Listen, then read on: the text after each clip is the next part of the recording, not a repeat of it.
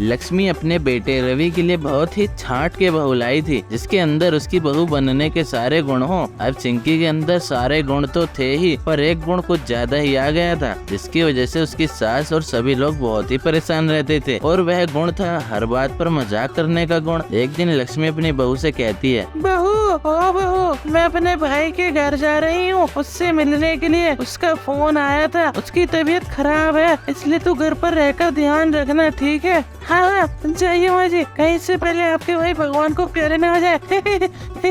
अरे बहू यह क्या बोल रही है? अरे माँ जी मैं तो बस मजाक कर रही थी, आप तो सीरियस ही हो गई। तभी वहाँ पर चिंकी की ननद भी आ जाती है। वह अपनी भाभी से कहती है, अरे भाभी मजाक भी खुद में सही लगता है, समझी ना? ऐसा मजाक नहीं होता। बेटी चुप हो जा, बहू ने मजाक किया होगा। लक्ष्मी अपनी बेटी को चुप करके अपने भाई से मिलने के लिए चली जाती है। अब पूजा को भूख लगने लगती है। तभी पूजा अपनी भाभी से कहती है, भाभी मुझे बहुत जोर से भूख लग रही है, कुछ बना दीजिए ना खाने के लिए। अरे तुम्हारे भी तो हाथ है ना, खुद बना और खाओ। यह क्या बोल रही हो भाभी? अरे मजाक कर रही थी। अगले दिन लक्ष्मी अपने घर आ जाती है। तभी पूजा अपनी माँ से कहती है, माँ देखो ना मैं कैसी लग रही हूँ, भैया मेरे लिए नई साड़ी लेकर आई है, बताओ ना कैसी लग रही हूँ मैं? अरे मेरी बेटी तो बिल्कुल चांद का टुकड़ा लग रही है। पूजा बहुत खुश हुई थी कि तभी उसकी भाभी आ जाती है। अरे माँ जी क्यों नरन जी को उल्लू बना रही हो? साफ साफ बोलो ना, किसी बंदरिया से कम नहीं लग रही।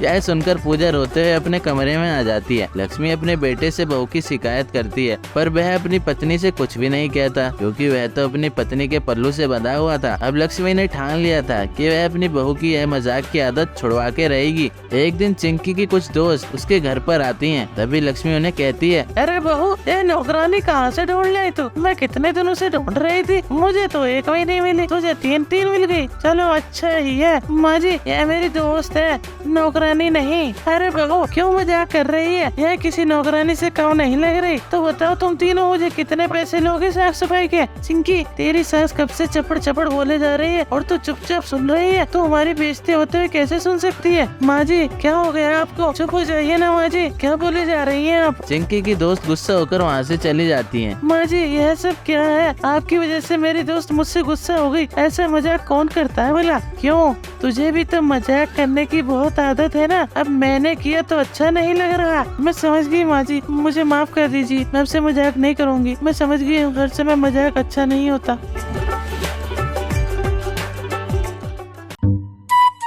एक छोटी सी नगर में चिंटू नाम का एक छोटा सा बच्चा रहता था। उसके पास एक भोला नाम का सफेद रंग का कुत्ता था। चिंटू और भोलू दोनों अच्छे मित्र थे।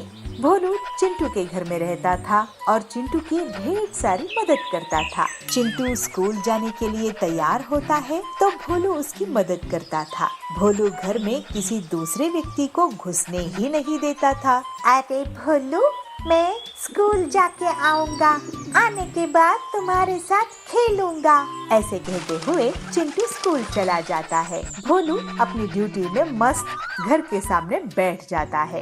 अरे इस घर में मैं रहते हुए कोई अनजान व्यक्ति कैसे घुस सकता है? ऐसे मन में कहते हुए घर पे कड़ी नजर रख के बैठा था। पहले ही भौंक भौंक करके पूरे घर को बता देता था कि कोई अनजान आदमी आया है। गोलू अपनी स्कूल से आने के बाद भोलू को प्यार से सराहता था और हाँ भोलू महाराज, अब तो आपको नहलाना है, उसके बाद खाना खिलाना है ना?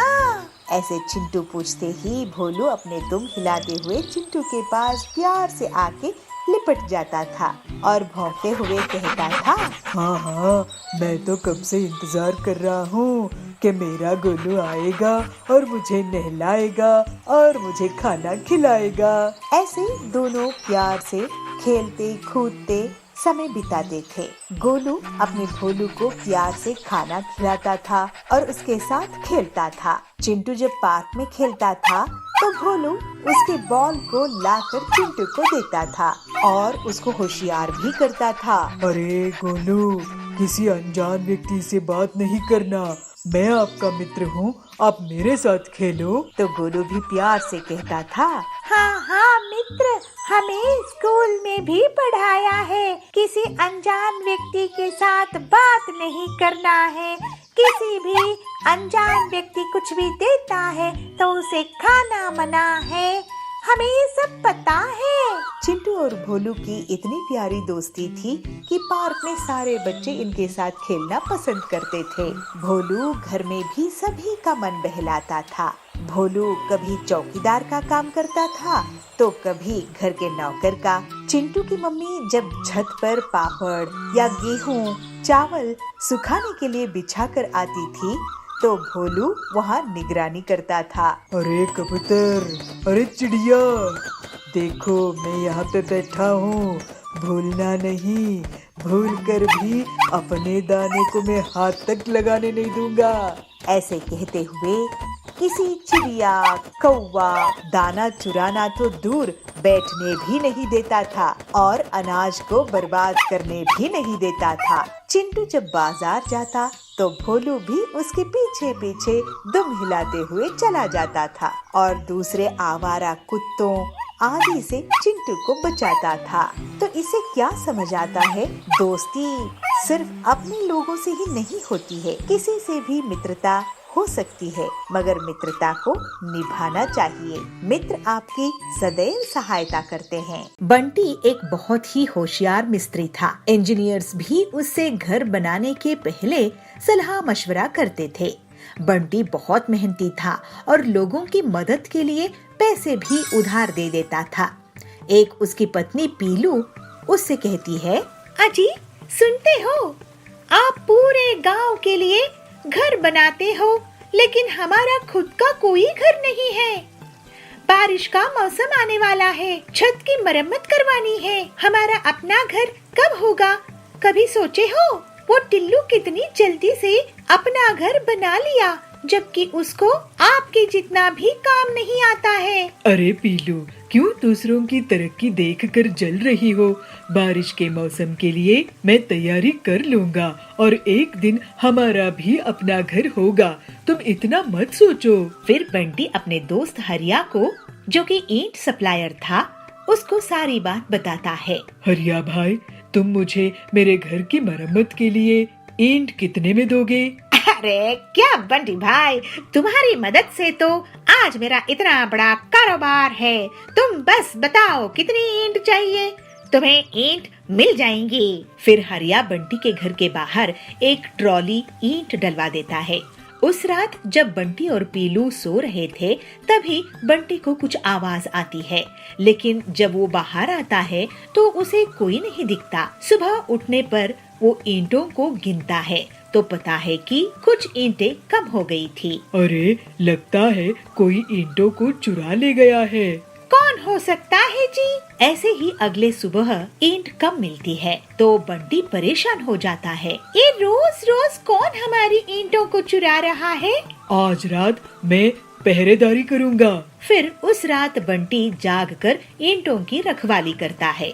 वो एक कोने में छुपकर नजर बना रखता है और थोड़ी ही देर में देखता है कि कुछ बहुत ही छोटी छोटी चिड़िया अपनी अपनी ट्रैक्टर में ईंटों को चुरा कर ले जा रही है। पीलू और बंटी दोनों उनका पीछा करने लगते हैं। फिर जंगल से होते हुए वो छोटी छोटी चिड़िया एक गुफा के अंदर चले गए। दोनों पति पत्नी भी उनके पीछे गए और दूसरी तरफ निकले।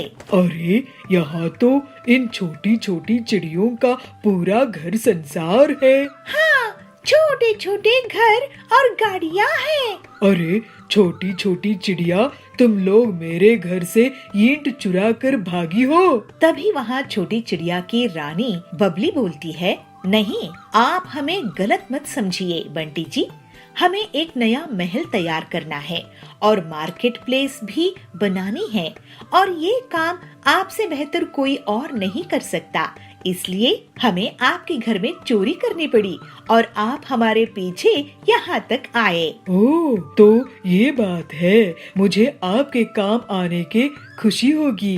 हाँ हाँ, हमें आप छोटी चिड़ियों की तकलीफ पता है। ये आपके लिए बहुत अच्छा काम करके देंगे रानी जी।